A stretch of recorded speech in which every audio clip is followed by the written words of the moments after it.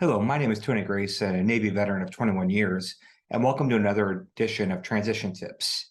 For today's discussion, to help motivate myself, I actually put on my Facebook vet hoodie and my AWS shirt to get myself motivated. Today, we kind of want to talk about three topics: military jargon in the civilian sector, networking, and then I want to kind of close with an ask. First, I know why we did things in the military that motivated the team. Terms like UA or URA show motivation and show confidence in the mission, but unfortunately in the civilian sector, they can be seen as divisive and alienating to the non-veterans. So if you think you want to do it, please just don't do it. Don't do that kind of stuff. There are other ways to motivate your team by saying those kind of terms. Second, I want to kind of talk about networking is key for any level of job.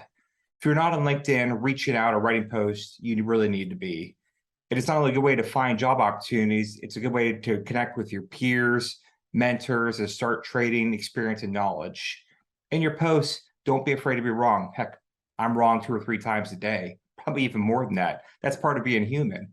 I think the most important thing is to actually put yourself out there so you can learn from others.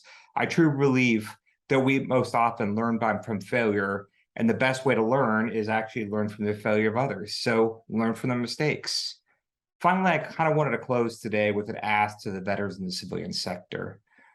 I think we need to be doing more for those transitioning and for those that have actually transitioned. By that, I mean, everything seems to be focused on when vets come out, we sit in our chairs, we sit behind our booths, we welcome them, we give them opportunities.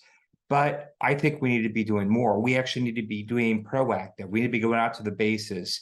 We need to be talking to the vets early in the pipeline. We need to be giving them guidance for when they get out so they can start thinking about things.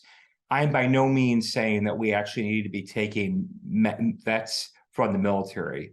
I just think we need to be talking about what actually happens during a transition, giving them advice so we can provide them the best possible experience.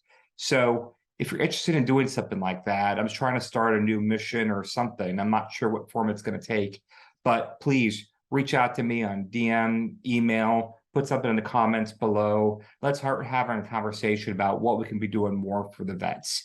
And this is by no means just focused on the United States, which we all tend to kind of do. This is focused on vets anywhere. So I don't care what military you've served with.